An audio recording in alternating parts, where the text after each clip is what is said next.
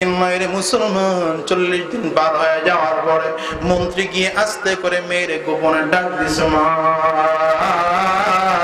40 দিন হয়ে গেল, কি করেছো আমার একটু বলো না, কতটুকু তোমাদের মধ্যে সম্পর্কের উন্নয়ন হয়েছে বলো না। আস্তে করে মেয়েটা বাবার দিকে তাকায় চোখের পানিগুলো ছেড়ে ছেড়ে কান্দে আর ডাক দিয়া কয়, বাবা এইটা কেমন যুবক জানি না, 40টা দিন হয়ে গেল আমার দিকে একটা নজর করে তাকায় না, এমনকি আমার হাতের এক গ্লাস পানি পর্যন্ত যুবক পান করে না। বাবা এটা কেমন যুবক? মন্ত্রী ডেকে বলে, এটা আবার কেমন করে সম্ভব? মেয়েটা চোখের পানিগুলো ছেড়ে ছেড়ে কান্দে ডাক দেয়া কয়, বাবা কত দামি দামি খাবার আমি তার সামনে উপস্থাপন করছি, কোনোদিন খায় নাই। কত দামি দামি পোশাক পরে আমি তার সামনে দাঁড়াইছে, কোনোদিন আমার দিকে তাকায় নাই। এমনকি আমার হাতের এক গ্লাস পানি পর্যন্ত যুবক কোনোদিন পান করে নাই। মাঝে মাঝে যখন দামি দামি চমৎকার সজ্জায় সজ্জিত হয়ে দামি দামি পোশাক পরে যুবকের সামনে দাঁড়াইতাম, যুবক চোখের পানিগুলো ছেড়ে ছেড়ে কাঁদতো আর ডাক দিয়া বলতো, বোনামা এই চক্ষুটা দিয়ে তোমাকে দেখতে বাধ্য করো না, এই চোখ দিয়ে তোমার দেখা যাবে না, তুমি আমার আপন কেউ নয়, তুমি আমার হালাল কোন স্ত্রী নয়, তোমার দিকে দেখা যাবে না। এই চক্ষু দুইটা রাখছি আমার আল্লাহকে দেখবো, এই চক্ষু দুইটা রাখছি চোখ দিয়ে আমার আল্লাহর কোরআন দেখবো, এই চক্ষু দুইটা রাখছি চক্ষু দুইটা দিয়ে কিয়ামতের ময়দানে বিশ্ব নবীকে দেখবো, এই চক্ষু দুইটা দিয়ে কিয়ামতের ময়দানে আমার আল্লাহকে দেখবো। আমার তোমার দিকে তাকাইতে বাধ্য করো না। মেয়েটা কান্দে ডাক দিয়া কয়, বাবা যুবকের কর্মকাণ্ড দেখে তো আমারও মনে চায় আমিও কালিমা পড়ে মুসলমান হয়ে যাই। নাস্তাগফিরুহু ওয়া নু'মিনু বিহি ওয়া নাতাওয়াক্কালু আলাইহি ওয়া নাউযু বিল্লাহি মিন শুরুরি আনফুসিনা ওয়া মিন সাইয়্যাতি আ'মালিনা। من يهد الله فلا مضل له ومن يضلله فلا هادي له ونشهد أن لا إله إلا الله وحده لا شريك له ونشهد أن محمدًا عبده ورسوله.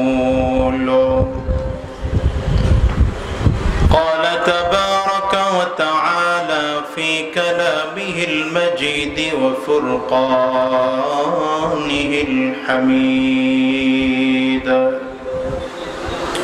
وأما من خاف مقام ربه ونهى النفس عن الهوى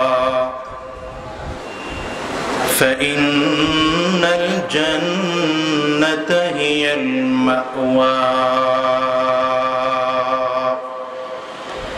اللهم صل على محمد وعلى آل محمد كما صليت على إبراهيم وعلى آل إبراهيم إنك حميد مجيد. اللهم بارك على محمد وعلى آل محمد كما باركت على إبراهيم وعلى آل إبراهيم إنك حميد مجيد. لا إله إلا الله. জবান খুলে আওয়াজ দেন, জবান খুলে লা ইলাহা ইল্লাল্লাহ। মাইকের অপারেটর কই? বেস বেস কমায় দেন, বেস। লা ইলাহা ইল্লাল্লাহ।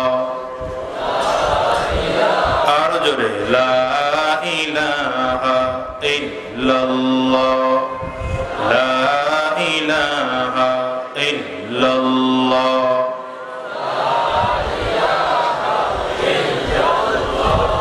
লা ইলাহা ইল্লাল্লাহ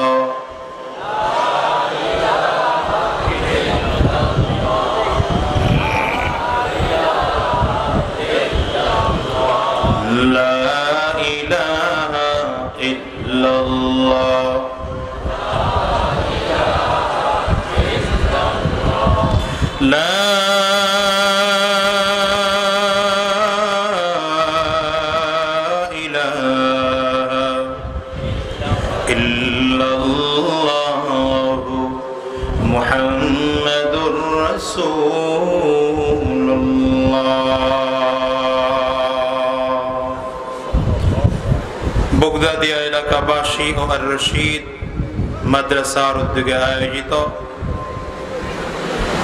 আজকের এই মাহফিলের সম্মানিত সভাপতি, সম্মানিত প্রধান অতিথি, বিশেষ অতিথি বৃন্দ, আজকের এই মাহফিলের প্রধান বক্তা, প্রধান আলোচক, প্রধান মেহমান, প্রধান আকর্ষণ, এদেশের লক্ষ কোটি মানুষের প্রাণ প্রিয় ব্যক্তিত্ব, এদেশের লক্ষ কোটি যুবকদের হৃদয়ের স্পন্দন, আহলুস সুন্নাত ওয়াল জামাআতের একচ্ছত্র কর্মী ও মুখপাত্র হযরতুল আল্লামা হাফিজুর রহমান সিদ্দিক কুয়াকাটা দামাত বারাকাতুহুমুল আলিয়া, উপস্থিত অন্যান্য হযরত উলামায়ে কেরাম, সম্মুখ পানে সমবেত দিন প্রিয়, ইসলাম প্রিয়, দিনদার, ইমানদার মুমিন মুসলমান মর্দে মুজাহিদ ভাইরা, মুরব্বী বাবাজিরা, যুবক বন্ধুরা, কচিকাচা মাসুম বাচ্চারা, পর্দার অন্তরালে অবস্থানরত সম্মানিত শ্রদ্ধেয় মা ও বোনেরা, আল্লাহ পাকের শুকর যে আল্লাহ তাআলা আপনাকে আমাকে অত্যন্ত দয়া করে, মায়া করে, মোহাব্বত করে ভালোবেসে আজকের এই কোরআনী মজলিসে, জান্নাতি বাগানে, ইমানদারদের মজলিসে, আল্লাহ ওয়ালাদের মজলিসে, বিশেষ করে আল্লাহ পাকের জাকিরিন ও শাকিরিন বান্দাদের মজলিসে যে আল্লাহ তাআলা আপনাকে আমাকে আসার বসার তৌফিক দান করেছেন, সে মহান রব্বুল আলামিনের দরবারে শুকর আদায় করি। আমরা সকলে সুউচ্চ কণ্ঠে আওয়াজ দিয়ে চিৎকার করে বলি আলহামদুলিল্লাহ।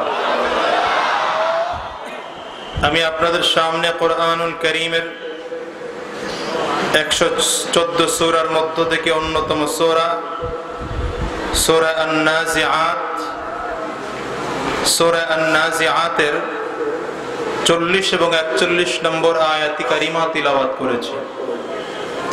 আল্লাহ রাব্বুল আলামিন এই আয়াত দুটির মধ্যে ইরশাদ করেন, ওয়া আম্মা মান খাফা মাকামা রাব্বিহি ওয়া নাহান নাফসা আনিল হাওয়া ফাইন্নাল জান্নাতা হিয়াল মাওয়া। আল্লাহ রাব্বুল আলামিনের ঘোষণা। ঘোষণাটা কার? আওয়াজ জোরে হবে না, এভাবে আস্তেই থাকবে। জোরে বলেন, আওয়াজ জোরে হবে না, আস্তে থাকবে। ঘোষণাটা কার? ডান হাতের শাহাদাত আঙ্গুলিটা উঁচা করেন, এলসামি করে উঁচা করেন, পুরোটা উঁচা করেন, ভালো করে উঁচা করেন। এবার ডাক দেন আল্লাহ, আরো জোরে আল্লাহ, গলাটা ফাটায় চিল্লায় আল্লাহ।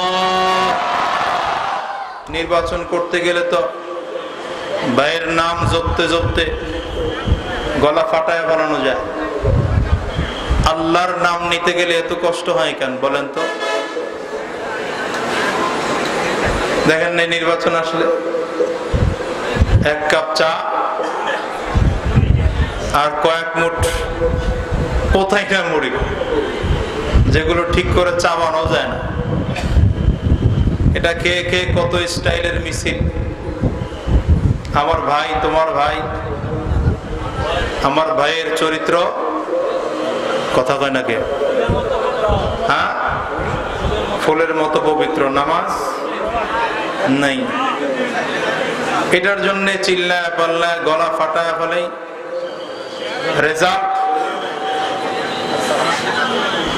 রেজাল্ট এই দাঁড়াইল, কিছুই পাইলাম না, সওয়াব তো হলোই না, গুনাহ কতটুকু হয়েছে আল্লাহই জানেন। এই হলো আমাদের অবস্থা। আর আল্লাহ পাকের নাম নিলে আমাদের বড় কষ্ট লাগে। এই জন্য আপনাদের কাছে অনুরোধ, আল্লাহর নাম নেওয়া যাবে তো? আওয়াজ দিয়ে জোরে বলেন, আমি এখনো ফুল ক্লিয়ার আওয়াজ পাই না। রাজি আছেন? আল্লাহ পাকের নাম নেওয়া যাবে তো? দুই হাত উঁচা করেন, মাশাআল্লাহ, দুই হাত উঁচা করেন, উঁচা করে। মুসলমানদের আওয়াজই একমাত্র সম্বল, কি বলেন ঠিক না?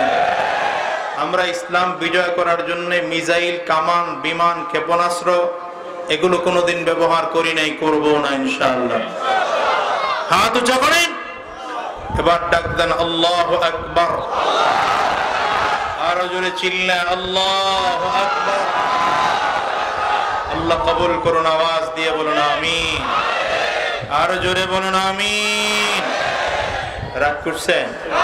এই আওয়াজ থাকবে তো ঠিক মতো? আমার পর্যন্ত না, আখেরি মোনাজাত পর্যন্ত? মাশাআল্লাহ, আল্লাহ কবুল করুন। আবার বলেন আমিন। ভাইরা আমার,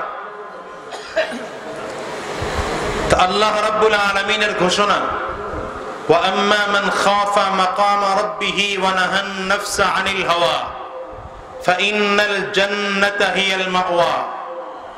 আল্লাহ রাব্বুল আলামিন ঘোষণা করেন, যদি কোনো বান্দার মধ্যে ভয় থাকে, কি ভয়? আমি আল্লাহ পাকের সামনে দাঁড়াইতে হবে কোনো একদিন। এই ভয়টা যে মানুষের মধ্যে থাকবে, এবং এই ভয় থাকার কারণে ওয়ানাহান নাফসা আনিল হাওয়া, নিজের মন চাহি জিন্দেগি থেকে নিজের আত্মাকে ফিরায় রাখবে। মন চাইতেছে গুনাহ করতে, কিন্তু সে গুনাহ করতেছে না। কেন? ভয় হলো আল্লাহর সামনে একদিন দাঁড়াইতে হবে, এই ভয়ে। তো আল্লাহ রাব্বুল আলামিন বলেন, ফাইন্নাল জান্নাতা হিয়াল মাওয়া, আমি আল্লাহ তাআলা ঘোষণা দিলাম এই লোকটার ঠিকানা জান্নাত। সুবহানাল্লাহ। আরো আস্তে বললে মনে হয় ভালো। এক কথায় বুঝেন, আল্লাহর ভয়ে যে মানুষটা নিজের আত্মাকে, নিজের নফসকে খাহেসাত থেকে ফিরায় রাখতে পারবে, ওই মানুষটার জন্য আল্লাহ তাআলা জান্নাত দিয়ে দেবেন। ওইদিকে কি বারবার এদিকে কি তাকাইতেছেন আপনারা? বুঝলাম না কি এদিকে কি সার্কাস দেখাইতেছে কোন? কি যারা তাকাইতেছেন বলেন কি এদিকে কি? আর এখানে এই লোকগুলো আপনারা ডিস্টার্ব করেন কেন? এখানে মজবুত কিছু লোক দাঁড়ান। আলোচনার জন্য মনোযোগটা খুব দরকার, খুব প্রয়োজন, খুব প্রয়োজন।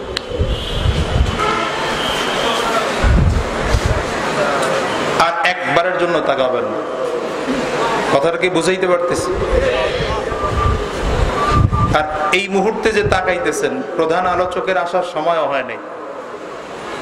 আর উনি আসলে আমি আর আলোচনা করব না, আমি অনেক আগেই ছেড়ে দেব। উনি আসার সাথে সাথেই ছেড়ে দেব। এটার টাইম আছে। শুধু শুধু এদিক তাকায় আপনি এখানের আলোচনার মনোযোগ নষ্ট করে লাভ নাই। আপনি নিজেও আলোচনা বুঝলেন না, আরেকজনকে বুঝতে দিলেন না। এটা ভেজাল করলেন কেন? এটা করবেন না কেউ। এদিকে তাকান, খুব মনোযোগ দিয়ে কথা শুনবেন। পাবলিক সময়ের মূল্যই দিতে জানি না আমরা সময়ের মূল্যই দিতে জানলাম না। এই জন্য বাঙালি এত পিছনে রয়েছে। আমরা বাঙালি জাতি যদি সময়ের মূল্যায়ন করতে পারতাম, এ দেশটা অর্থনৈতিক ভাবে উন্নয়নশীল দেশের একটা থাকতো। দেখছেন ঠিকটাও জোরে কয় না। দুনিয়াবি লাইনেও আগাইতে পারতাম, আখিরাতের লাইনেও আগাইতে পারতাম। এজন্য এখানে বসছেন 2 ঘন্টা, 2.5 ঘন্টা, 3 ঘন্টা বসবেন, কিন্তু এই বসার সময়টাকে মূল্যায়ন করে কথাগুলো তো নিয়ে বাড়ি যাইতে হবে। কি ঠিক না ঠিক? বাদাম টাদাম নাই তো কারো ভিতরে? হ্যাঁ, কিছু লোক আছে বাদাম কিনে মাহফিলের মধ্যে বসে, নিজেও খায়, বাচ্চারাও খাওয়ায়। কত আহাম্মক হইলে এই কাজগুলো করতে পারে মানুষ। এই জন্য আপনাদের কাছে অনুরোধ, মাত্র এশার নামাজ পড়ে বসছেন, মনোযোগ দিয়ে বসেন, খুব অল্প সময় কথা বলবেন।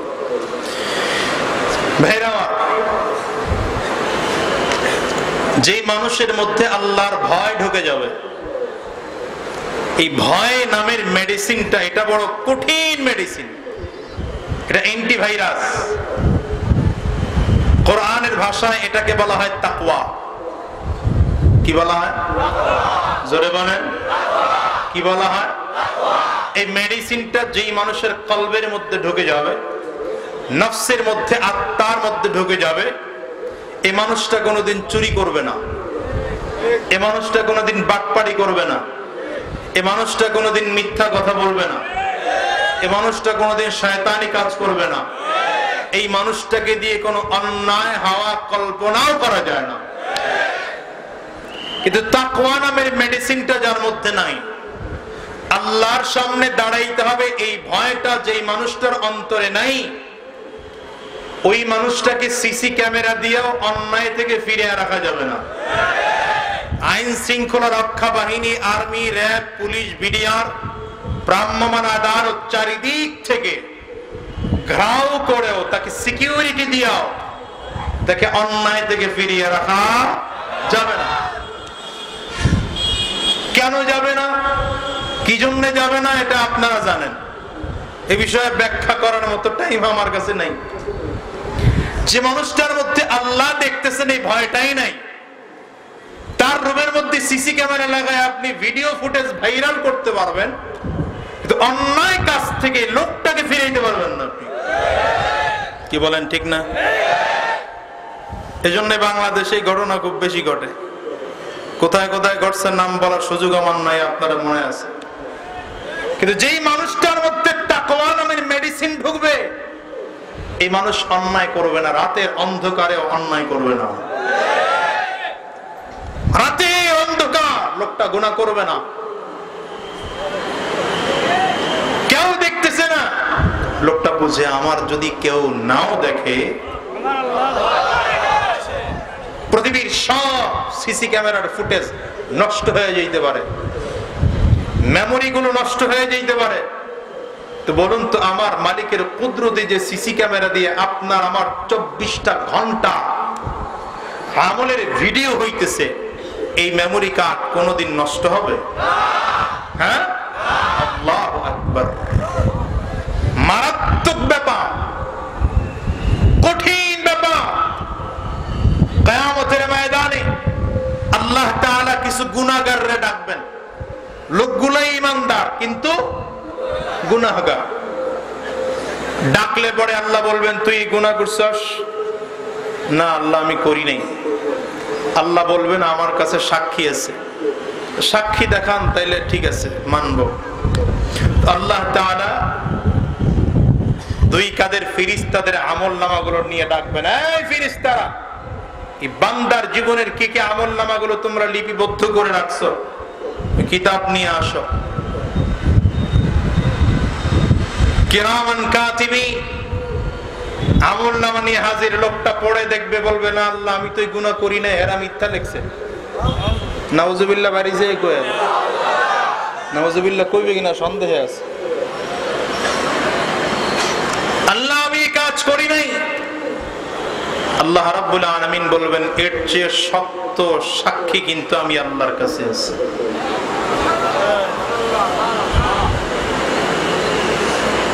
দাঁড়াইতে হবে তো আল্লাহর কাছে, নিজের জীবনের প্রতিটা আমলের হিসাব আল্লাহর কাছে দিতে হবে।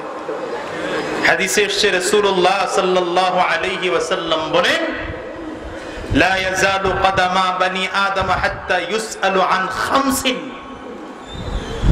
প্রত্যেকটা মানুষ, প্রত্যেকজন বনি আদম কিয়ামতের ময়দানে এক কদম সামনে দিতে পারবে না যতক্ষণ পর্যন্ত 5টা প্রশ্নের উত্তর ঠিক করে দিতে না পারবে।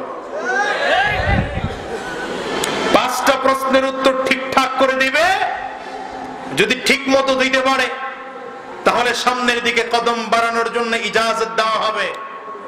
প্রথম প্রশ্নে আটকে গেলে দ্বিতীয় প্রশ্ন আর করাই হবে না তাকে। এর মধ্যে প্রথম নম্বর প্রশ্ন, আন উমরিহি ফিমা আফনাহু। বয়সটাকে সারা বছর দিছিলাম, 70 বছর, 80 বছর, 90 বছর, বয়সটাকে কোন কাজে খরচ করছো? ওয়া আন শাবাবিহি ফীমা আবলাহু। এই হায়াতে জিন্দেগীর মধ্যে একটা মূল্যবান সময় ছিল যৌবনকাল। এই যৌবনকালটাকে কোন রাস্তায় খরচ করছো? ওয়া আন মালিহি মিন আইনা ইকতাসাবা। সম্পদ কোন লাইনে কামাই করছো? ঘুষ খায়া কামাই করছো না সুদ খায়া কামাই করছো? হিসাব নেওয়া হবে, প্রশ্ন করা হবে। যদি জবাব দিতে পারি, চতুর্থ নম্বর প্রশ্ন, ওয়া ফীমা আনফাকা। সম্পদ তো ভালো নাইলে কামাই করছো ভালো, কোন লাইনে খরচ করছো? খরচ করার জায়গাগুলো কি ছিল? ওয়াজ মাহফিলে চান্দা আনতে গেলে খালি বলছো হুজুর করে চান্দা দিতে দিতেই শেষ। গানের প্যান্ডেলের জন্য 50,000 টাকার চেক দিতেও তোমার গায়ে বাজে নাই। কি কথা বলেন? হুজুর করে 5,000 টাকা দিলে চান্দি গরম হয়ে যায়, এত টাকা দিয়ে ফেলাইলাম। অথচ এই মানুষটারই যখন এলাকার পিস্তলধারী পোলাপান এসব ধরে কয় চাচা দিবেন 50,000 টাকা, না ফুটা বানায় ফেলাম, তখন চাচাই 50,000 টাকার চেক তারে দিয়ে বাবা মাপ চাই। 5 নম্বর, মাদা আমিলা বিমা আলিমা। তোমার যেই পরিমাণ জ্ঞান ছিল সেই পরিমাণ কতটুকু আমল করছো? কি মনে হয় আল্লাহর কাছে দাঁড়াইতে হবে? কোনো সন্দেহ নাই তো? জোরে বলে। নিজের জীবনের হিসাব দিতে হবে, এর মধ্যে কোনো সন্দেহ নাই তো? পাই টু পাই হিসাব আল্লাহর কাছে দিতে হবে, এর মধ্যে কোনো সন্দেহ নাই তো? এজন্যই রাসূল বলেন, হাসিবু হাসিবু ক্বাবলা আন তুহাসাবু মুতু ক্বাবলা আন তামুত। কিছুদিন পরে এমন একটা সময় তোমার সামনে আসবে, তোমার সামনে আজরাইল হাজির হয়ে যাবে। আজরাইল তোমার জান কবজ করে নেওয়ার জন্য প্রস্তুত হয়ে যাবে। আজরাইল আলাইহিস সালাতু ওয়াস সালাম সামনে দাঁড়িয়ে জান কবজ করার আগে আগে নিজে মৃত্যুর ভয়টা নিজে একটু ঢোকাও। অন্ধকার কবর কেমনে থাকবে চিন্তাটা দিলের মধ্যে ঢোকাও। হাসিবু ক্বাবলা আন তুহাসাবু। নিজের জীবনের হিসাবগুলো একটু একটু করে মিলাও। সকালবেলা থেকে শুরু করে বিকাল পর্যন্ত ঘুমানোর সময় বালিশের সাথে মাথাটা লাগায় লাগায় চিন্তা করো, আজকে সারাদিনে কয়টা কবিরা গুনাহ করলাম, কতগুলো অন্যায় করলাম, কতগুলো মানুষের সাথে মিথ্যা কথা বললাম, কয় টাকা আমি ঘুষ খাইলাম। এগুলো বালিশের সাথে মাথা লাগায় লাগায় হিসাব করে এরপরে ঘুমাও। আর তাওবা করো, আগামী কাল থেকে আমি অন্যায়গুলো ছেড়ে দেব। নিজের হিসাব নিজে নেওয়া শুরু করো। এজন্য একটা ছোট্ট কথা মনে পড়ে গেছে, বলবো? বাদশাহ হারুন আর রশিদ নাম শুনছেন না? বাদশাহ হারুন আর রশিদ আর তার স্ত্রী জুবাইদা দুইজনে বসে খেলা করতেছে। স্বামী আর স্ত্রী মাঝে মাঝে এই আনন্দগুলো ঘরে বসে করবেন, এটা ইবাদত। এটা কি? যুবকদের এখন চোখ স্ত্রীর দিকে তাকায় না। কোন স্বামী তার স্ত্রীর দিকে নেক নজরে তাকায়, আমার আল্লাহ খুশি হয়ে যান, ওটা বান্দার ইবাদতের খাতায় নাম লেখানো। সাউন্ডার একটু বাড়ান মাইকেল ভাই। আবার কোন স্ত্রী যদি স্বামীর দিকে তাকায়, নেক নজরে যদি তাকায়, দিলটাকে খোশ করে তাকায়, তা আমার আল্লাহ তাআলা খুশি হয়ে যান। ওই বান্দির আমলনামায়, ওই স্ত্রীর আমলনামায় আল্লাহ তাআলা নেকির খাতায় আমলনামা লিখে দেন। এগুলো করবেন। মাঝে মাঝে স্ত্রীর সাথে একটু দুষ্টুমি করবেন। রাসূল আরবি সাল্লাল্লাহু আলাইহি ওয়াসাল্লাম আম্মা জানা আয়েশা সিদ্দিকা রাদিয়াল্লাহু আনহার সাথে মাঝে মাঝে খেলা করতেন। রাত্রিবেলা একদিন কয়, আয়েশা চলো একটা দৌড় দেই। সুবহানাল্লাহ কয় না? আম্মা জানা আয়েশা সিদ্দিকা রাদিয়াল্লাহু আনহার বয়স কম ছিল, এক দৌড় দিয়ে ফাস্ট হয়ে গেছে। নবীজি হাইড়া গেছেন গা। মনে মনে রাখছে আমি হারলাম আর আয়েশা জিতে গেল, কোনদিন এটার উসুল তুলব। বয়স যখন একটু বেশি হয়ে গেছে, আম্মা জানা আয়েশা সিদ্দিকা রাদিয়াল্লাহু আনহার বয়স তখন একটু বাড়ছে, বাড়ার কারণে শরীরটা একটু বেড়ে গেছে, শরীরটা স্বাস্থ্যবান হয়ে গেছে, ভারী হয়ে গেছে। কিন্তু বিশ্ব নবী রাহমাতুল লিল আলামিন তো এমন একজন মানুষ ছিলেন যার পেটটা পিঠের সাথে লাগানো এরকম ছিল, একদম স্লিম। আল্লাহু আকবার জোরে বলেন। আমাদের পেট তো বাইরে রয়েছে, রাসূল আরবির পেট বাড়তি ছিল না, বুকটা উঁচা ছিল বিশ্ব নবী রাহমাতুল লিল আলামিন। সুবহানাল্লাহ। নবীজির দেহের গঠন ছিল চমৎকার। বিশ্ব নবী বললেন আজকে একটা দৌড় দেই। এইবার দৌড় দিয়ে আল্লাহর নবী ফার্স্ট হয়ে গেছে। নবীজি ফার্স্ট হয়ে আম্মা জানা আয়েশা সিদ্দিকা রাদিয়াল্লাহু আনহার দিকে তাকায় বললেন, সেদিনকার মাসুল নিলাম। সুবহানাল্লাহ কয় না কি?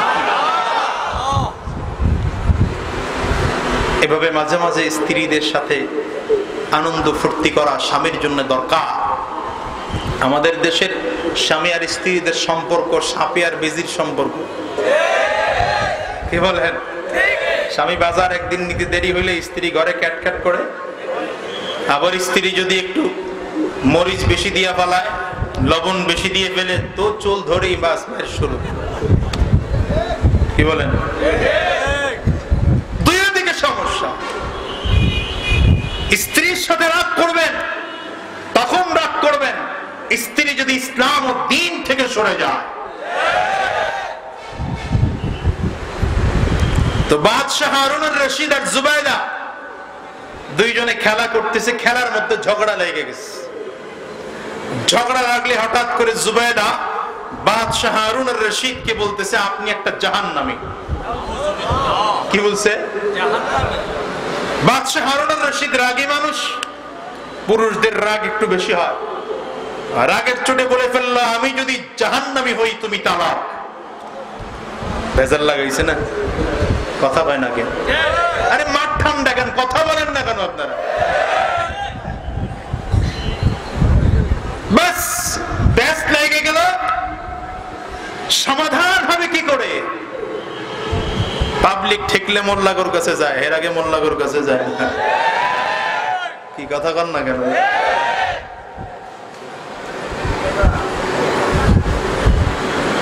সব এলাকার উলামায়ে কেরামদেরকে ডাকছেন।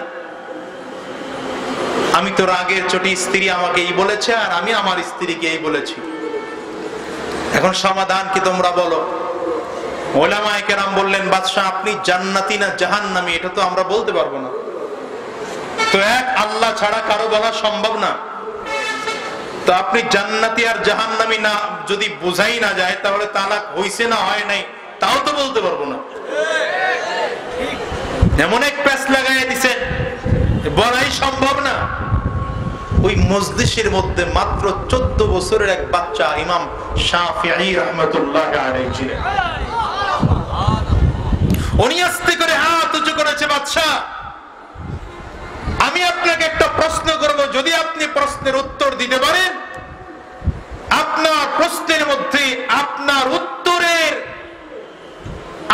উত্তরটা আমার প্রশ্নের উত্তরে লুকায়িত আছে। আমি আপনাকে যে প্রশ্ন করব, আমার প্রশ্নের যে উত্তর আপনি দিবেন, ওই উত্তরের মধ্যে আপনার উত্তর লুকায়িত আছে। কি লুকায়িত আছে? বাদশাহ আপনার জীবনে কি এমন কোন কাজ মনে পড়ে যে কবিরা গুনাহ আপনি করতে পারতেন, সব ধরনের সুযোগ ছিল? এই যুবক, ভালো করে কথাগুলো শোনো, কথাগুলো তোমার জন্য বলছি। আমার দেশের যুবকদের চরিত্রের জন্য কথা বেশি বলা দরকার। আমার দেশের যুবকগুলো ঠিক হয়ে গেলে বাকিরা অটোমেটিক ঠিক হয়ে যেত। এখন তো ইবাদত শুরু করে দাঁড়িয়ে চুল পাকা শুরু হইলে এরপরে মসজিদে যায়। কি কথা কন না কেন? সারা জীবন শয়তানি, বাটপারি, চিটারি, বান্দরামি যা আছে সব করে শেষ, জীবনের শেষ বয়সে দাড়ি চুল পাকলে মসজিদে যায়। অথচ যৌবন বয়সের ইবাদতটা আল্লাহর কাছে বড় পছন্দনীয়। কিয়ামতের ময়দানে বুখারী শরীফের হাদিসে এসেছে, কিয়ামতের ময়দানে আল্লাহর আরশের নিচে 7 শ্রেণীর মানুষকে জায়গা দেবেন। কোন দিন? ইয়াউমা লা যিল্লা ইল্লা যিল্লুহ, যেদিন আল্লাহর ছায়া ছাড়া আর কোনো ছায়া থাকবে না। এর মধ্যে এক শ্রেণীর মানুষ হলো শাবুন নাশাআ ফি ইবাদাতিল্লাহ, ওই যুবক যেই যুবকের যৌবন টাইম খরচ হয়েছে আল্লাহর ইবাদতে। সুবহানাল্লাহ, জোরে বললেন, আরো জোরে বলে। এজন্য মাহফিলেও যুবকদের সংখ্যা বেশি দেখি। যুবকদেরকে বলবো, তুমি তোমার যৌবন বয়সটাকে আল্লাহর ইবাদতে কাজে লাগাও, আল্লাহর ইবাদতে কাজে লাগাও, দেখবে তোমার জীবনটা পরিবর্তন হয়ে যাবে। আলহামদুলিল্লাহ বলেন। আল্লাহ আমাদেরকে যৌবন বয়সটাকে ইবাদতের কাজে লাগাতে তৌফিক দান করুন।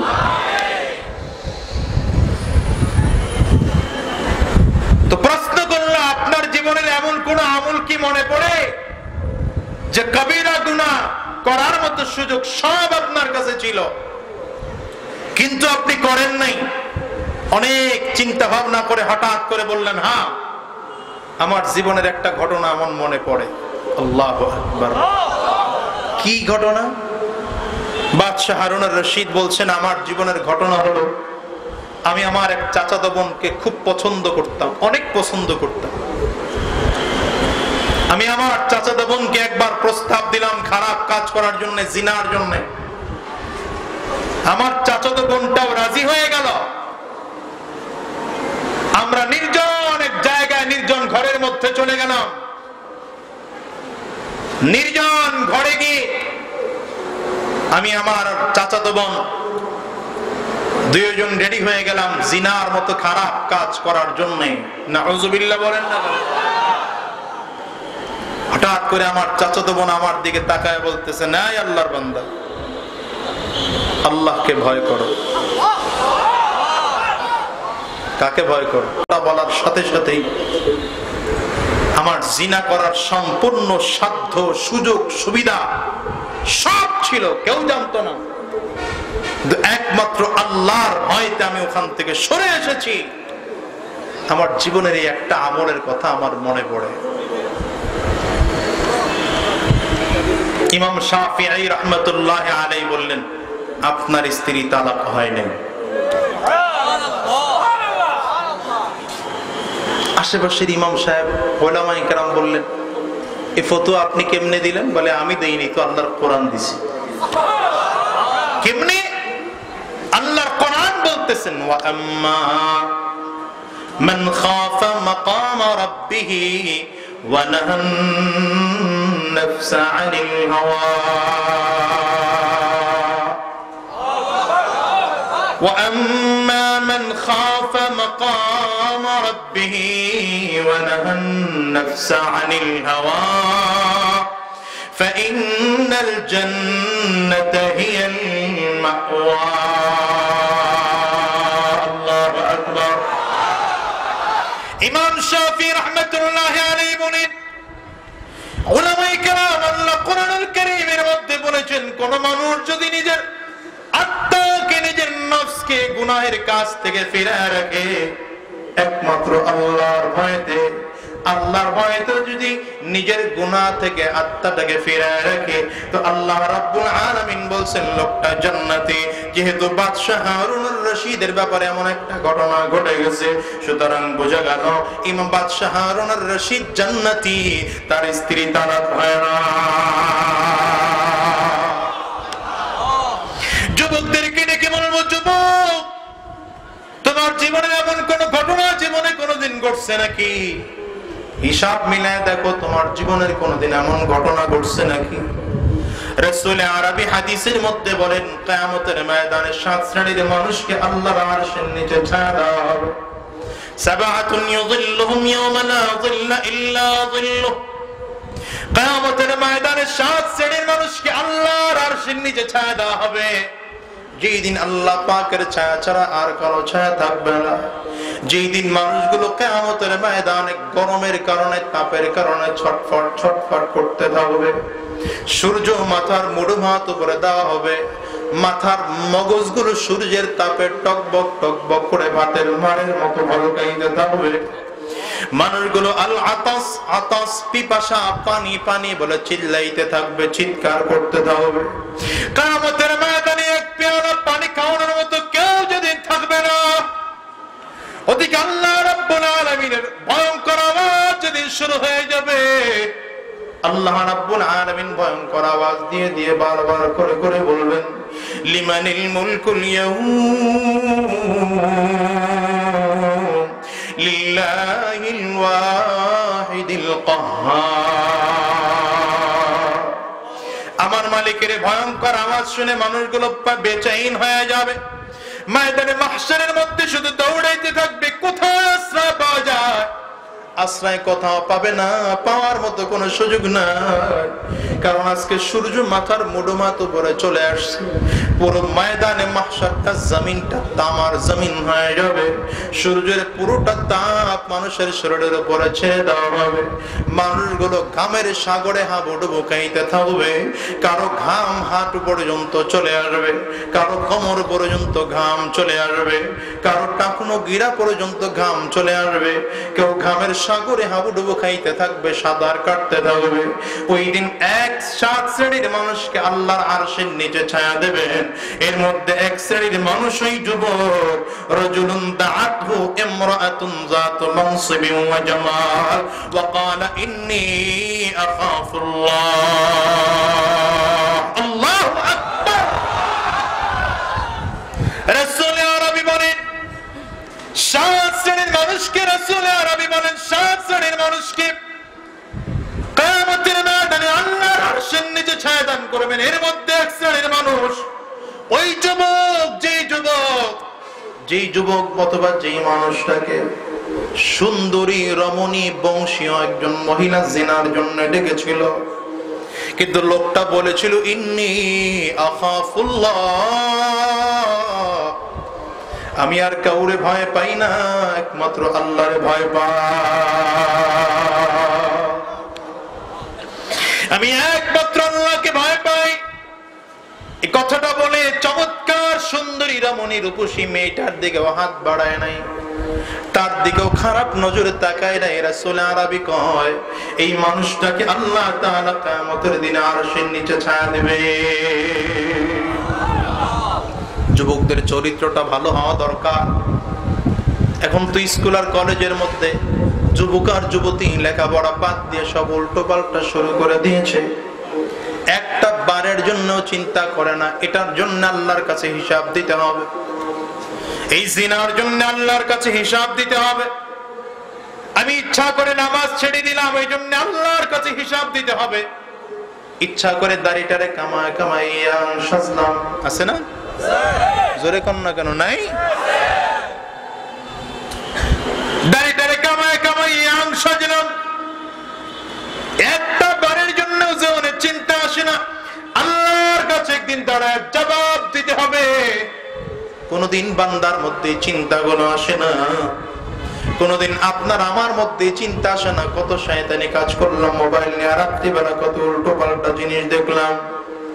এগুলো তো মালিকের সামনে দাঁড়িয়ে একদিন জবাব দিতে হবে। দুনিয়ার কেউ দেখে না, কিন্তু একজন দেখেন, তিনি কে? চিল্লা আঙ্গুলটা উঁচা করে বলো, একজন দেখেন, তিনি কে? সারা দুনিয়ার সব সিসি ক্যামেরা বন্ধ হয়ে গেল, আল্লাহর কুদরতি ক্যামেরা চালু থাকবে কি থাকবে না? চিল্লা বলো। সারা দুনিয়ার কেউ যদিও না জানে, আপনার আমার গুনার খবর আল্লাহ জানেন কিনা? জোরে কর। যুবকদেরকে বলবো, আজকের এই মাহফিলে যারা আসছেন, নিজের জীবনটাকে পরিবর্তন করার ওয়াদা করে বাড়িতে যাবেন। আজীবন মাহফিল শুনলাম, কোনো লাভ হবে না, কাজ হবে না। নিজের জীবনটাকে যদি পরিবর্তন করা না যায়, মাহফিল শুনে কোনো লাভ নাই, বক্তার বয়ান শুনেও কোনো লাভ নাই। আর এখন বক্তার বয়ান শুনতে আসছে কিছু মানুষ, হাসে এই নিয়ত করে, যত বক্তা হাসাইতে পারে তত ভালো বক্তা। কথা কম না কেন? এর মার্কেট তত গরম মার্কেট, হাসাইতে হাসাইতে পেটের চামড়া ব্যথা করে পালাইছে। মাহফিলটা তো হাসার জন্য না। হাসবেন, হাসবেন, হাসার বাউন্ডারি আছে। হাসতে হাসতে যেন ইসলাম আর কোরআনের বাউন্ডারি থেকে বের হয়ে না যায়। কারণ হাসতে হবে কম, কাঁদতে হবে বেশি। আবার বলেন, হাসতে হবে কম, কাঁদতে হবে। কান্না করলে আল্লাহর ওলি হওয়া যায়। তাই জোরে কন্যা গান। কান্না করলে আল্লাহর সহযোগিতা পাওয়া যায়, কান্না করলে আল্লাহর রেজামন্দি অর্জন করা যায়, কান্না করলে মানুষের মর্যাদা বৃদ্ধি পায়। বেশি লাগবে না, রাত্রিবেলা তাহাজ্জুদ নামাজে দাঁড়ায় দাঁড়ায় কান্দেন না। মালিক তো কান্নার জন্য আপনার আমার চক্ষু দুইটা দিছেন। এই চোখ দিয়ে শয়তান দেখার জন্য দেন নাই, জিনার দিকে তাকানোর জন্য চোখ দেন নাই, পরনারীর দিকে তাকানোর জন্য চোখ দেয় নাই মিয়া, দামি দামি বিল্ডিং দামি দামি ঘর বাড়ি দেখার জন্য চোখ দেন নাই। আল্লাহ চোখ দিয়েছেন, চোখ দিয়ে টুপিওয়ালার চেহারা দেখবা, দাড়িওয়ালার চেহারা দেখবা, কোরআন দেখবা, কাবা দেখবা, মদিনাতুল মুনাওয়ারা দেখবা। আর মাঝে মাঝে চক্ষুটা দিয়া আল্লাহকে দেখার জন্য দরখাস্ত করে করে চোখের পানি ছেড়ে ছেড়ে কাঁদবা। আর মাঝে মাঝে নবীকে স্বপ্ন যোগে দেখার জন্য চোখের পানিগুলো ছেড়ে ছেড়ে কাঁদবা। এই জন্য চক্ষু দিয়েছেন আল্লাহ। ঘর পুড়ে গেছে কান্না আসে, ভাই মরে গেছে কান্না আসে, ব্যবসা নষ্ট হয়ে গেছে কান্না আসে, কুরবানির গরু মরে গেছে কান্না আসে। কি কথা বলেন না দেব? আমার কবর নামক ঘরে যে আগুন জ্বলতেছে কোনোদিন কান্নাও আসে না। আমার কবরে সাপ এসে ভরে গেছে, আমার কবরে আযাবে ভরে গেছে, কই কান্নাও আসে না কোনোদিন। অন্তরটা এত শয়তান জায়গা করে নিছে, কল্পনা থেকে দূরে সরায় রাখতেছে, কল্পনা থেকে দূরে সরায় রাখতেছে। এই জন্য যুবকদেরকে আজকে একটা আয়াতের উপরে আলোচনা করে যুবকদেরকে হাত আর পা ধরে বলে যাব, কথাটা ভালো করে বুঝো। আল্লাহর ভয়ে গুনাহ ছেড়ে দেওয়ার দৃঢ় প্রতিজ্ঞা এখান থেকে করে যাইবা। রাজি আছো যুবক? হাত উঁচা করো। মাশাআল্লাহ। আল্লাহ দেখুক, আল্লাহ দেখুক। নিয়ত করে যাও, নিয়ত করে যাও। পরে পারো আর না পারো নিয়ত করে যাও। আল্লাহ ফেরেশতারা ভিডিও ক্যামেরা করে রাখুক, আল্লাহর ফেরেশতাদের ক্যামেরায় ভিডিও হয়ে থাকুক। কিয়ামতের ময়দানে যখন দাঁড়ায় আল্লাহর সামনে বলতে পারি, আল্লাহ গুনাহ থেকে মুক্ত থাকার ওয়াদা করেছিলাম। কথা বলেন না কেন? ওয়া আম্মা মান খাফা মাকাম রাব্বিহি ওয়া নাহান নাফসা আনিল হাওয়া ফাইন্নাল জান্নাতা হিয়াল মাওয়া। যে ব্যক্তি গুনাহের কাছ থেকে বিরত থাকবে আল্লাহর ভয়ে, তার ঠিকানা জান্নাত। তার ঠিকানা কোথায়? এজন্য শারহুস সুদূরের মধ্যে আল্লামা জালালউদ্দিন সুয়ুতী রাহমাতুল্লাহি আলাইহি লেখে, জালিম এক বাদশা তিন ভাইকে আটক করেছে, জেলের মধ্যে আটক করেছে। তিন ভাইকে আটক করলো, তিনজন মুসলমান জালিম বাদশা আটক করে ফেলেছে। তিন ভাইকে আটক করার পরে জালিম বাদশা ডাক দিয়া কয়, ইসলাম ছেড়ে দেবে কিনা বলো। তিন ভাই ডাক দিয়া কয়, আমরা মুসলমান, আমরা জান্নাতে যাওয়ার জন্য কালিমা পড়েছি, আমরা জান্নাতে যেতে চাই, মরেও যদি হয় আমরা জান্নাত চাই। জালিম বাদশাটিকে বলে, আমার কথাগুলো যদি না মানো, এই মুহূর্তে ডেগের মধ্যে তেল গরম করা হচ্ছে। এই তেল যখন টকবক টকবক করে ফুটবে, তোমাদেরকে তেলের মধ্যে ছেড়ে দেওয়া হবে। জালিম বাদশার দিকে তাকিয়ে তিনটা ভাই চোখের পানিগুলো ছেড়ে কান্না করে আর বলে, বাদশা নামদার, আপনি আমাদেরকে তেলের মধ্যে ফেলে দিতে পারেন, তা ঠিক আছে, কিন্তু আল্লাহর উপর থেকে ঈমান ছাড়তে আমরা রাজি না।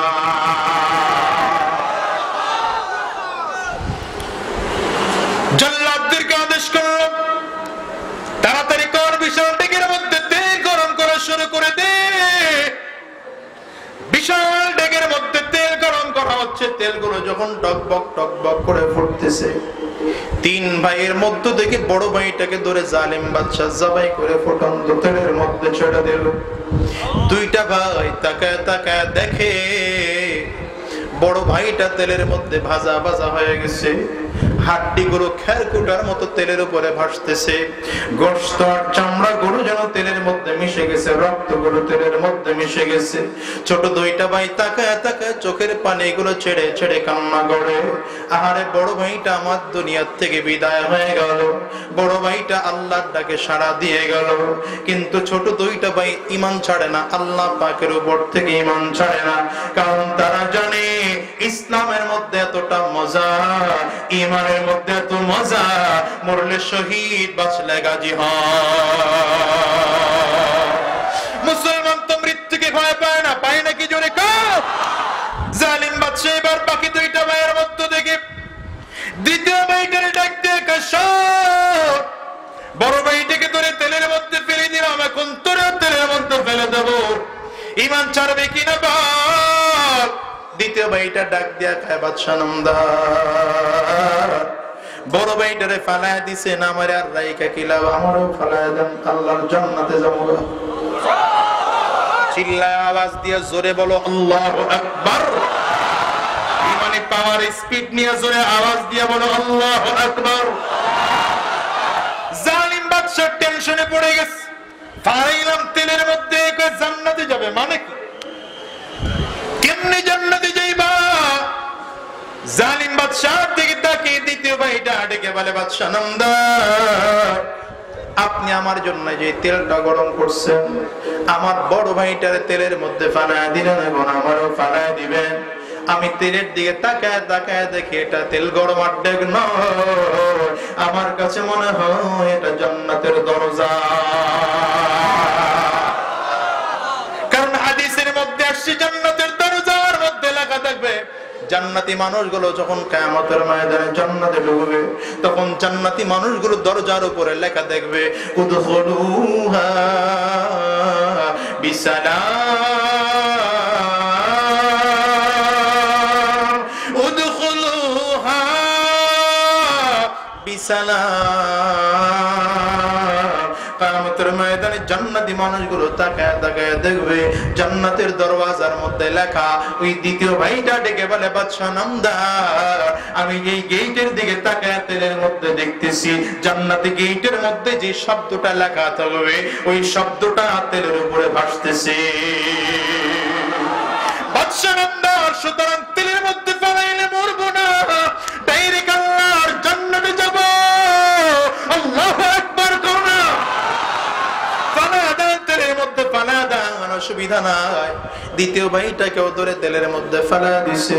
এইবার ছোট ভাই বাকি আছে, ছোট ভাইটাকেও তেলের মধ্যে ফেলে দেওয়া হবে। ছোট ভাই চোখের পানিগুলো ছেড়ে ছেড়ে কান্না করে আর ডেকে বলে, বাদশা নামদার, দুইটা ভাইরে তেলের মধ্যে ফালায় দিছেন, এরা তো আল্লাহর জান্নাতে চলে গেল, আমার আর রাইকা কি লাভ, আমারও ফালায় দেন, আমি আল্লাহর জান্নাতে যাইতে চাই, আমি মালিকের জান্নাতে যাইতে চাই, আমি আর দুনিয়ায় থাকতে চাই না, এই দুনিয়াটা আমার আর ভালো লাগে না। বাদশা সব প্রস্তুত করে ফেললো, তৃতীয় ভাইটাকে ধরে তেলের মধ্যে ফেলে দিবে। তেল টকবক টকবক করে ফুটতেছে, ছোট ভাইটা তাকায় তাকায় দেখতেছে, দুইটা ভাই তেলের মধ্যে পড়ে গেল, হাড্ডিগুলো খেরকুটার মতো ভাসতেছে, আর গোশতগুলো আর চামড়াগুলো যেন তেলের মধ্যে মিশে গেছে। কিন্তু ছোট ভাই ঈমান ছাড়ে না, কারণ মুসলমান জানে মরলে শহীদ হয়, বাঁচলে গাজী হয়। ইসলামী হুকুমত সাধনায় আমার, শাহাদাত জীবনের কামনায় আমার, কামনা ইসলামী হুকুমত সাধনায় আমার, শাহাদাত জীবনের কামনায় আমার, জীবনের বিনিময় রাশেদার যুগ ফিরাই দিতে এই ধরাতে আবার, ইসলামী হুকুমত সাধনায় আমার, শাহাদাত জীবনের কামনায় আমার। ঠিক কিনা? লাখো জনতার এই তো আশা, হাজার মায়ের বুকে কাতর ভাষা, পৃথিবীতে জালিমের গোষ্ঠী যত, ওরাই তো সমাজে বড় গাদ্দার, ইসলামী হুকুমত সাধনায় আমার, শাহাদাত জীবনের কামনা আমার। মুসলমান মরতে জানে, ইসলাম থাকতে জানে না, ঠিক কিনা বলো? আমরা মায়ানমার ছেড়েছি, ইসলাম ছাড়ি নাই।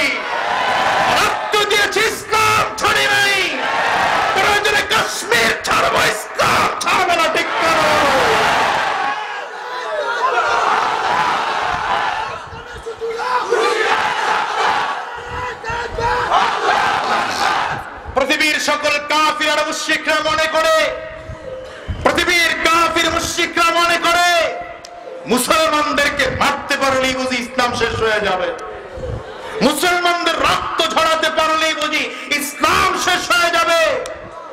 বেকুফ গুলো জানে না মুসলমানদের রক্ত যেই জমিনে ঝরে সেই জমিনটা মুসলমানদের কবজায় চলে আসে।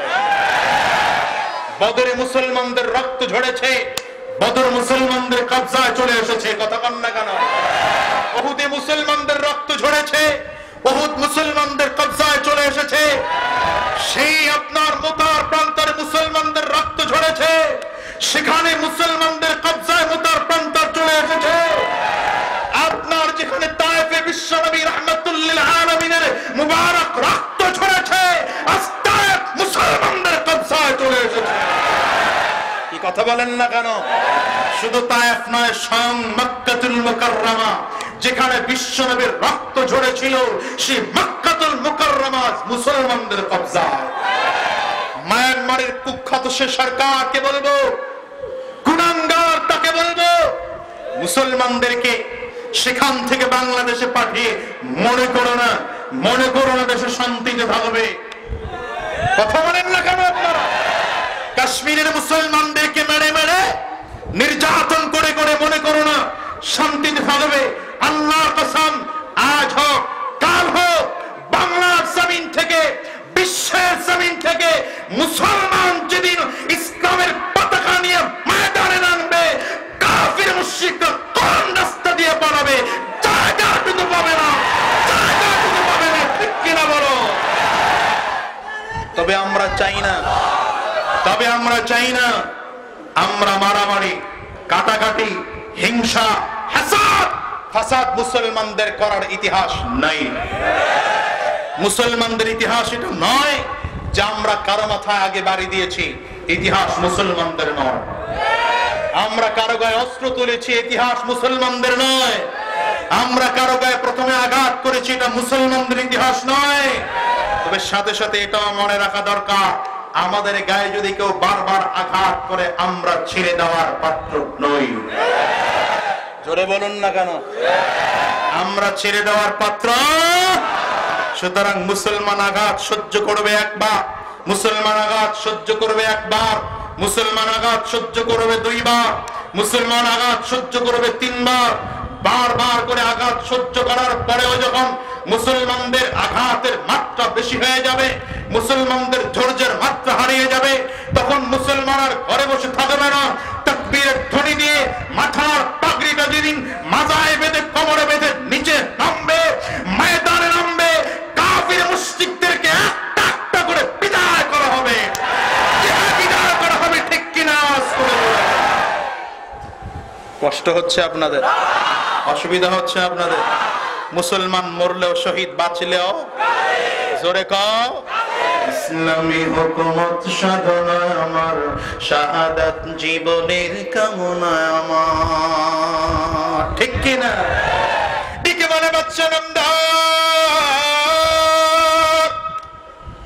দুই ভাই তেলের মধ্যে পড়ে গেছে, হাড্ডিগুলো খের কুটার মতো ভাসতেছে, তাদের রক্ত আর চামড়া আর গোশত গুলো তেলের মধ্যে মিশে গেছে। আমারও ফালায়া দেন, আমিও মালিকের জান্নাতে চলে যাই, আমি দুনিয়ায় তাই কালাম নয়, জান্নাতে যাইতে চাই।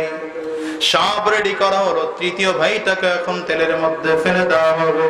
হঠাৎ করে একজন অগ্নি পূজক মন্ত্রী এসে ডাক দিয়া বলে, বাদশাহ নামদার, তেলের মধ্যে ফালান আপনার, আমার কাছে দেন, 40 দিনের মধ্যে বেঈমান বানায় আপনার কাছে হাজির করব। চিল্লায় জোরে বলুন আউযুবিল্লাহ।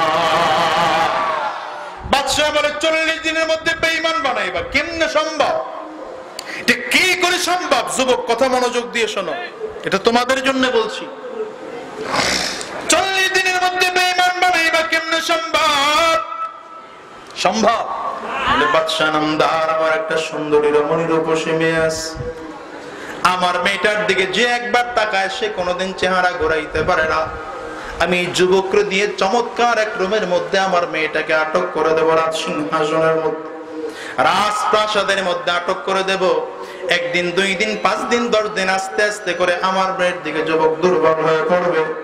আমার মেয়ের প্রেমে যখন হাবু আর ডুবু খাবে, তখন আমার মেয়েকে দিয়ে প্রস্তাব দেব, তুমি বেঈমান হয়ে যাও, নয়তো তুমি আমাকে পাবে না। বাদশাহ বলে, বড় চমৎকার কথা। বেঈমান গুলো জানে না মুসলমান তো মেয়ের দিকে লালায়িত নয়, মুসলমান কারো চেহারা দেখে পাগল নয়, কারণ মুসলমান তো আল্লাহর কুদরতি চেহারা দেখতে চায়। লম্বা ইতিহাস মুসলমান অল্প সময় বলে শেষ করছি। জালিম বাদশার কত যে মন্ত্রী নিয়ে রওনা হলো। বিশাল রাজপ্রাসাদের মধ্যে সুন্দরী রমণী রূপসী মেয়েকে দিয়ে, যুবককে দিয়ে ক্রমের মধ্যে আটক করে রেখেছে। একদিন নয়, 2 দিন নয়, মেয়েকে বলেছে যেমন করে হোক না কেন যুবকরে তোমার বসে আনতে হবে। একদিন নয় রে মুসলমান, 40 দিন পার হয়ে যাওয়ার পরে মন্ত্রী গিয়ে আস্তে করে মেয়ের গোপনে ডাক দিছে, মা 40 দিন হয়ে গেল, কি করেছো আমার একটু বলো না, কতটুকু তোমাদের মধ্যে সম্পর্কের উন্নয়ন হয়েছে বলো না। আস্তে করে মেয়েটা বাবার দিকে তাকায় চোখের পানিগুলো ছেড়ে ছেড়ে কান্দে আর ডাক দিয়া কয়, বাবা এইটা কেমন যুবক জানি না, 40টা দিন হয়ে গেল আমার দিকে একটা নজর করে তাকায় না, এমনকি আমার হাতের 1 গ্লাস পানি পর্যন্ত যুবক পান করে না। বাবা এটা কেমন যুবক? মন্ত্রী ডেকে বলে, এটা আমার কেমন করে সম্ভব? মেয়েটা চোখের পানিগুলো ছেড়ে ছেড়ে কান্দে, ডাক দেয়া কয়, বাবা কত দামি দামি খাবার আমি তার সামনে উপস্থাপন করছি, কোনোদিন খায় নাই। কত দামি দামি পোশাক পরে আমি তার সামনে দাঁড়াইছে, কোনোদিন আমার দিকে তাকায় নাই। এমনকি আমার হাতের 1 গ্লাস পানি পর্যন্ত যুবক কোনোদিন পান করে নাই। মাঝে মাঝে যখন দামি দামি চমৎকার সজ্জায় সজ্জিত হয়ে দামি দামি পোশাক পরে যুবকের সামনে দাঁড়াইতাম, যুবক চোখের পানিগুলো ছেড়ে ছেড়ে কাঁদতো আর ডাক দিয়া বলতো, বোনামা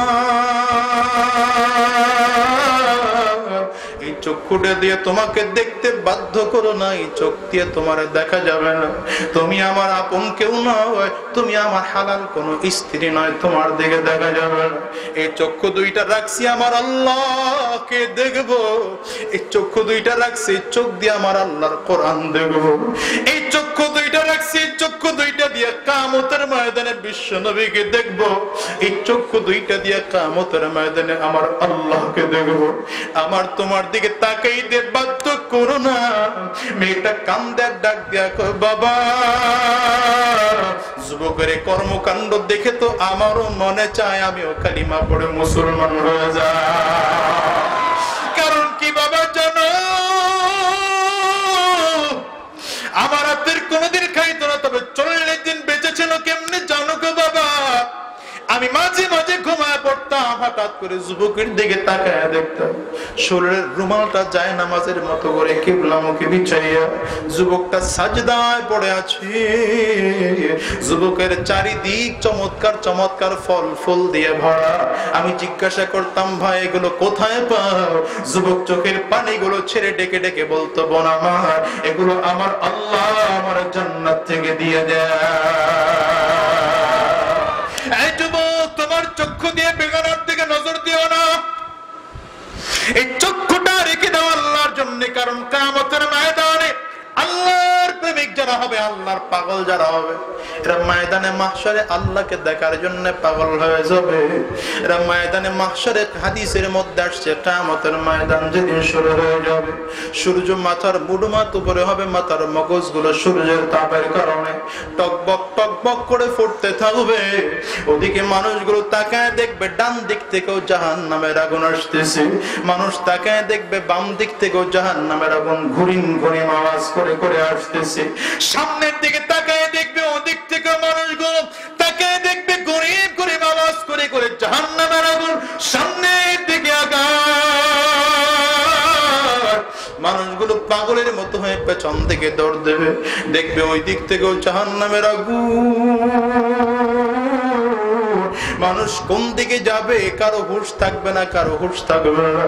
আমার আল্লাহ তাআলা কোরআনুল কারীমের মধ্যে বলেন, ইয়াউমা ইয়াফিরুল মারউ মিন আখিহি ওয়া উম্মিহি ওয়া আবিহি ওয়া সাহিবাতিহি ওয়া বানিহি। আমার আল্লাহ বলেন কিয়ামতের ময়দানটা তো ভয়ঙ্কর হয়ে যাবে।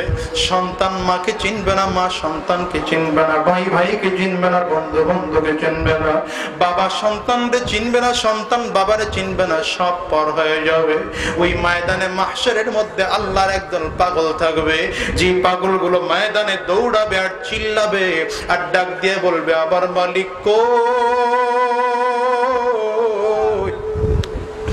মালিক রে দেখার জন্য কত জায়গায় দৌড়ালাম, আমার মালিক আল্লাহ রে পাই না। আল্লাহরে দেখার জন্য ফজরের নামাজে মসজিদে গিয়ে দৌড়ায় জামাতের সাথে পড়ছি, পাই নাই। যোহরের নামাজে আবার গিয়া জামাতে দৌড়ায় পড়ছি, সেখানেও মালিক রে পাই নাই। আসরেও পাই নাই, মাগরিবেও পাই নাই, ইশার নামাজেও গিয়া মালিক রে পাই নাই। 5 ওয়াক্ত নামাজে না পাইয়া ওই দৌড়া মাহফিলে চলে গেলাম, সেখানে গিয়ে মাওলারে পাই নাই। টঙ্গীর ইস্তেমার ময়দানে গিয়ে গেলাম, সেখানেও পাই নাই। চরমনায় গিয়ে 3 দিন ছিলাম, সেখানে আমার মালিক রে পাই নাই। ওই ময়দানে শুধু দৌড়াবে আর চিল্লাবে, আমার মালিক বান্দাগুলো পেরেশান হয়ে দৌড়াইতে দৌড়াইতে যখন পেরেশান হয়ে যাবে, হয়রান হয়ে যাবে, একটু বিশ্রাম করার জন্য আমার আল্লাহর আরশের নিচে পায়ের মধ্যে ট্যাক লাগায় বলবে। হঠাৎ করে আমার মালিক ফেরেশতাদেরকে ডাক দিবেন, ও ফেরেশতারা তোরা আমি আল্লাহর দেখার জন্য এতক্ষণ যে বান্দাগুলো দৌড়াইতেছিল, এই বান্দাগুলো এখন কোথায়? আপনার পায়ের নিচে ট্যাক লাগায় বসে আছে। আল্লাহ বলবেন, ওদেরকে ডাকো ডাকো, ওদেরকে ডাকা হবে। আমার মালিক ডাক দিয়ে বলবেন, ফেরেশতারা আমি আল্লাহর নুরানি পর্দার দায়িত্বে যারা যারা আছো তাড়াতাড়ি এই বান্দাগুলোকে আমি আল্লাহ বহুত ঘুরাইছি, আমি আল্লাহ ওদেরকে আর ঘুরাবো না। আমি আল্লাহর নুরানি পর্দাগুলো সরাইয়া দে, আমি আল্লাহ বান্দার সাথে সরাসরি সাক্ষাৎ দিতে চাই। আল্লাহু আকবার, আওয়াজ করে বল।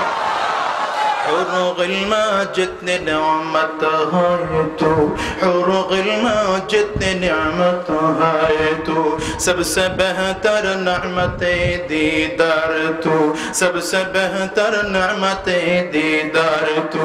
এজন্য কবি বলেন, কিয়ামতের ময়দানে মানুষগুলো জান্নাতে যাওয়ার পরে যত নেয়ামত পাবে, আল্লাহ পাকের যত নেয়ামত বান্দা পাবে, সবচেয়ে বড় নেয়ামত হবে আমার মালিকের দিদার। কিয়ামতের ময়দানে হাদিস এসেছে, আল্লাহর দিকে বান্দা যখন তাকায় থাকবে, আল্লাহ পাকের কুদরতের চেহারার দিকে তাকায় এক নজরের মধ্যে 70,000 বছর চলে যাবে। 70,000 বছরের মধ্যে বান্দার চোখের পলক পড়বে না। وأما من خاف مقام ربه ونهى النفس عن الهوى فإن الجنة هي المأوى। এজন্য আমার আল্লাহর ঘোষণা, দুনিয়ায় থাকা অবস্থায় আল্লাহর ভয়তে গুনাহ থেকে যুবক ফিরে থাকো, ও বৃদ্ধ বাবাজি গুনাহ থেকে ফিরে থাকো। যদি গুনাহ থেকে ফিরে থাকতে পারো, আমার মালিকের জান্নাত তোমার জন্য ওয়াজিব হয়ে যাবে। আর গুনাহ থেকে ফিরে থাকার জন্য ওয়াজ মাগফিরার দরকার। গুনাহ থেকে ফিরে থাকার জন্য একটা পরিশুদ্ধ আত্মার তোমার দরকার। গুনাহ থেকে ফিরে থাকার জন্য হাক্কানি উলামায়ে কেরামদের সংস্পর্শে থাকা দরকার। গুনাহ থেকে ফিরে থাকার জন্য হাক্কানি পীর মাশায়েখদের হাতে হাত দিয়ে বায়াত হওয়া দরকার। গুনাহ থেকে ফিরে থাকার জন্য বেশি বেশি মসজিদে যাওয়া দরকার। গুনাহ থেকে ফিরে থাকার জন্য বেশি বেশি মাদ্রাসার দরকার। কথা বলেন না গো?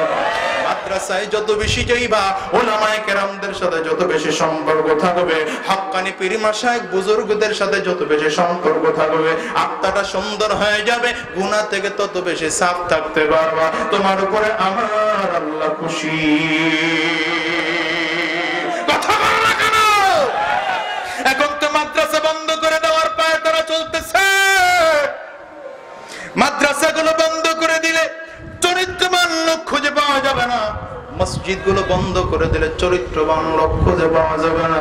জুমার বয়ান বন্ধ হয়ে গেলে চরিত্রবান লোক খুঁজে পাওয়া যাবে না।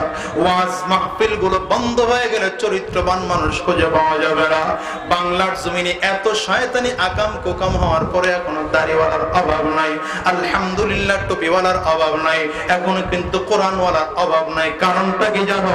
এখনো বাংলার জমিনে হাক্কানি উলামায়ে কেরাম আছেন, এখনো বাংলার জমিনে হাক্কানি পীর মাশায়েখরা আছেন, এখনো বাংলার জমিনে ওয়াজ মাহফিল হয়, এখনো বাংলার জমিনে মসজিদ মাদ্রাসা আছে, এখনো বাংলার জমিনে জুমার দিনে মসজিদে বয়ান হয়। এই বয়ানগুলো শুনে শুনে মানুষগুলোর চরিত্র অন্তত ঠিক আছে। এগুলো যদি বন্ধ হয়ে যায়, মানুষ আর কুকুরের মধ্যে কোনো পার্থক্য থাকবে না। মাদ্রাসায় জঙ্গি হয় না, মাদ্রাসায় রাজাকার হয় না, উগ্রবাদ হয় না। কথা বলেন না কেন?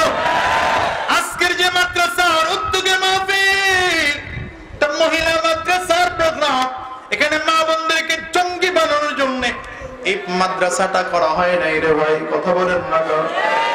হিসাব মিলায় দেখেন, রাত্রিবেলা চুপে চুপে গিয়ে দেখবেন তাহাজ্জুদ নামাজের সময় যখন হয়ে যাবে, আল্লাহর বান্দি কিছু কিছু উঠে উঠে চোখের পানিগুলো ছেড়ে ছেড়ে কান্দে।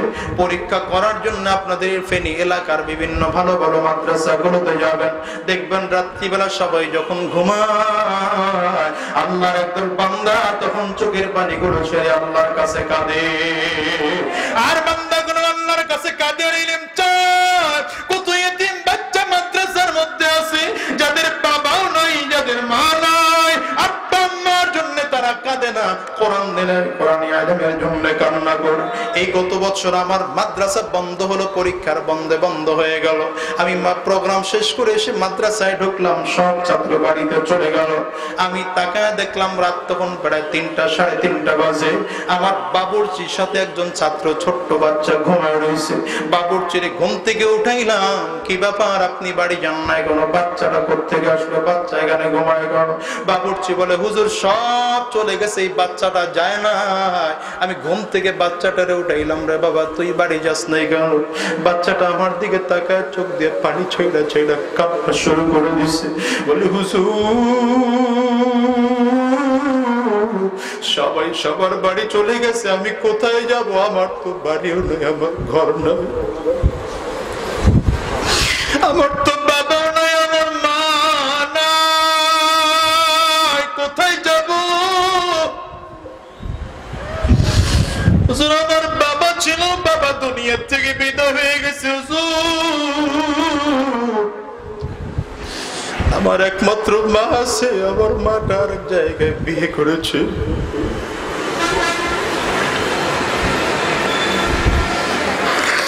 যেই পুরুষে আমার মা বিয়ে করছে, ওই বাবা আমার ঘর থেকে তারা দেয়,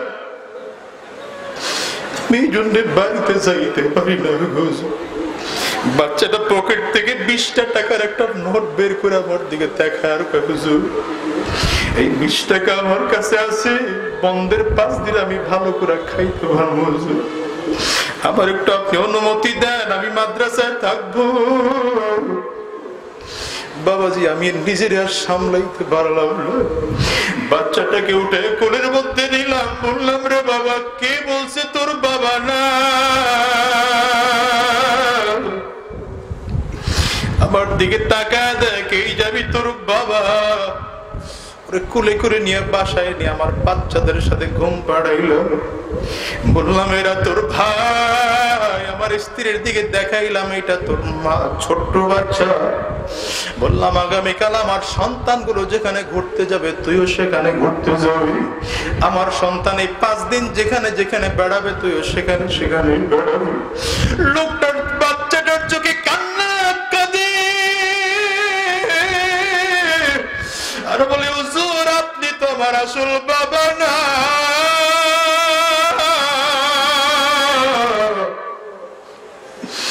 আমার স্ত্রীর দিকে তাকায় কান্দার বলে, হুজুর এটা তো আমার আসল মা না। ও ভাই তুমি দুঃখটা বুঝবা না, মাদ্রাসায় গিয়ে দেখো কত ইতিম বাচ্চা মাদ্রাসায় পড়ে, ওদের বাবাও নাই, ওদের মা নাই। বাচ্চাগুলো রাত্রিবেলা তাহাজ্জুদ নামাজ পড়ে আল্লাহর কাছে কান্দে। কত মাসুম বাচ্চার তিলাওয়াত হিফজখানার মধ্যে গিয়ে দেখবা রাত্রিবেলা চোখের পানিগুলো ছেড়ে ছেড়ে কান্দে, আর মালিকের কাছে ইলম চায় আর বলে, আল্লাহ দুনিয়ার সম্মান চাই না, টাকাও চাই না, পয়সাও চাই না, তোমার কাছে শুধু ইলম চাই। ও মুসলমান ভাই, আল্লাহ তো তোমারে অনেক কোরআনওয়ালা বানাইছে, অনেক তোমার সম্পদ বানাইছে। সম্পদ তোমার কম নয়, টাকা পয়সা কম নয়, ইজ্জত তোমার কম নয়, চেহারাও বড় চমৎকার, কিন্তু তুমি সব মিলিয়ে দেখো তোমার কপালে এখন আল্লাহর ইলম জুটে নাই, তোমার কপালটা পোড়া। আর যে মানুষটার দিনের মধ্যে কোরআনে ইলম ঢুকে গেছে, যদিও দুনিয়ার কোনো সম্মান টাকা পয়সা কোনো কিছুই নাই, কিন্তু লোকটার চেয়ে চমৎকার প্রিয় মানুষ আল্লাহর কাছে কিন্তু আর কেউ না। ঠিক কিনা? জোরে আওয়াজ করে বলো। এই জন্য মাদ্রাসাগুলোর দরকার আছে না নাই? চিল্লায় বলো। বাংলাদেশে বেশি বেশি মাদ্রাসা হওয়ার দরকার আছে না নাই? জোরে বলো। চরিত্রবান বানানোর কারখানায় মাদ্রাসা মসজিদ হওয়ার দরকার আছে না নাই? জোরে বলো। কারা কারা দরকার আছে বলে মনে করো? দুহাত উঠায় দেখো, দুহাত উঠায় দেখো, মালিকের কাছে দুহাত উঠায় দেখো। আল্লাহ তোমার এই বান্দাগুলো আজকে ওয়াদা করেছে, এরা বাংলার জমিনে মাদ্রাসা চায়, এরা বাংলার জমিনে মসজিদ চায়, এরা বাংলার জমিনে চরিত্রবান মানুষ চায়, কোরআন ওয়ালা বালক চায়। ঠিক কিনা? জোরে বলো। আল্লাহ তুমি কবুল করে নাও। আওয়াজ করে চিল্লায় বলো না আমিন। আরো জোরে আওয়াজ করে বলো না আমিন। মুসলমান, ইতিম বাচ্চাদের প্রতি যদি তোমার মায়া থাকে, মুহাব্বত থাকে, ভালোবাসা থাকে, আজকের এই ময়দানের মধ্যে ইতিম বাচ্চার কথা শুনে চোখের পানিগুলো ছেড়ে যারা কাঁদছো, এমন অনেক এখানেও আছো যাদের মাও নাই, যাদের বাবাও নাই। আছে না নাই? জোরে বলো। আপনার আব্বা আম্মা কবরে কি অবস্থায় আছে খবর নেওয়ার মতো সুযোগ কিন্তু আপনার আমার নাই। নিজের ভাই, নিজের সন্তান কত দূরে, লক্ষ লক্ষ মাইল দূরে থাকে, টেলিফোন, ইন্টারনেট, ফ্যাক্স, ইমোর মাধ্যমে খবর নেওয়া যায়।